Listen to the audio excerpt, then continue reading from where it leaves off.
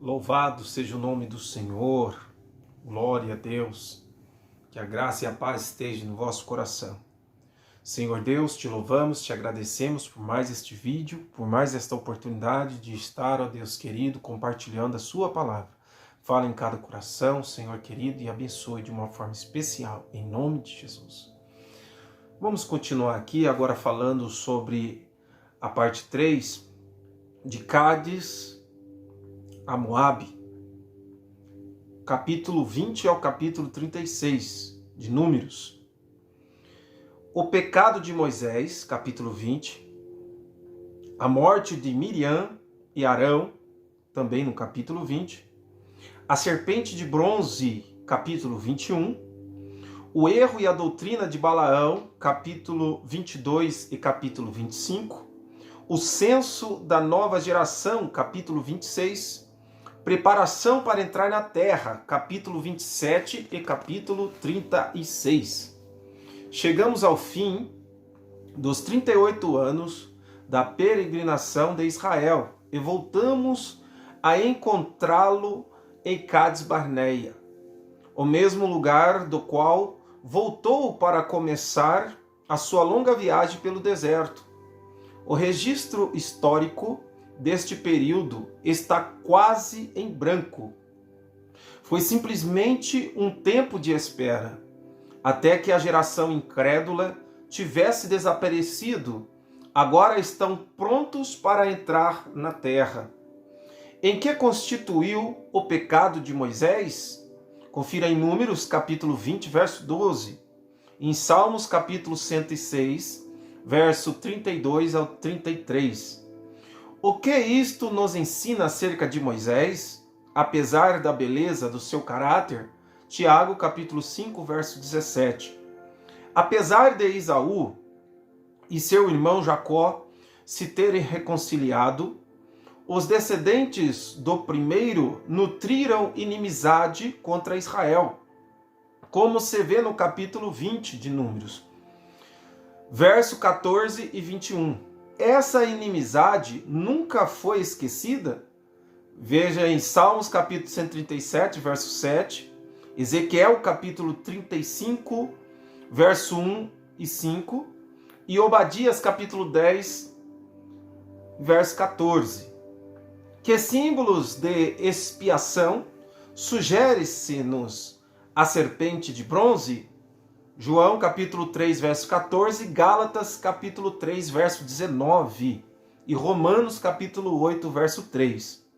Agora chegamos à história de Balaão.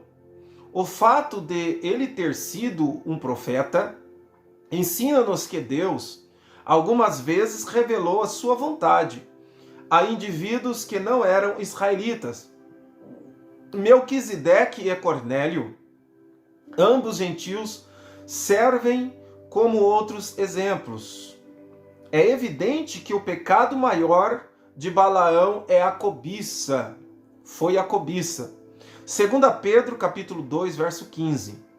Poder-se-ia perguntar por que Deus permitiu que Balaão ir com os mensageiros e logo depois se aborreceu com ele por ter ido?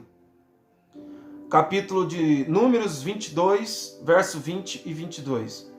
Era a perfeita vontade de Deus que Balaão recusasse ir? Ao ver a intensidade do propósito de Balaão, deu a sua permissão, mas com esta condição: farás somente o que eu te disser. Verso 20. Lendo os versículos 22, 32 e 35, deduzimos que Balaão foi com a intenção de violar esta condição. Até aqui estudamos o erro de Balaão, Judas, verso 11, que consistiu na crença de que Deus era obrigado a amaldiçoar um povo tão pecaminoso como era Israel, mas deixou de levar em consideração aquilo que podia apagar os seus pecados, que era como a nuvem espessa, a graça de Deus. No capítulo 25, encontramos a doutrina de Balaão, Apocalipse capítulo 2, verso 14, que consistia em ensinar Balaque a corromper por meio da imoralidade o povo que ele não podia amaldiçoar por encantamentos. Porque foi necessário contar o povo novamente? Veja em Números capítulo 26, versos 64 e 65. Que aprendemos em Números capítulo 26, verso 11, acerca dos filhos de Corá? Qual foi a atitude de Moisés com os israelitas até o fim? Números capítulo 27, verso 15 e 17. Qual foi a opinião do Senhor acerca de Josué? Verso 18. De que Josué estava dotado? Verso 20. Por meio de qual cerimônia ele foi iniciado no ofício? Verso 23. Contra quem os israelitas iam pelejar? Capítulo 31. Por quê? Capítulo 25. Quem em particular pereceu nesta guerra? Verso 8. A oração de Balaão em Número, capítulo 23, verso 10 foi respondida? Alguns se opõem à matança geral dos medianitas como algo incompatível com o amor de Deus. Devemos recordar-nos de que este povo era como um câncer moral que ameaçava a pureza de Israel.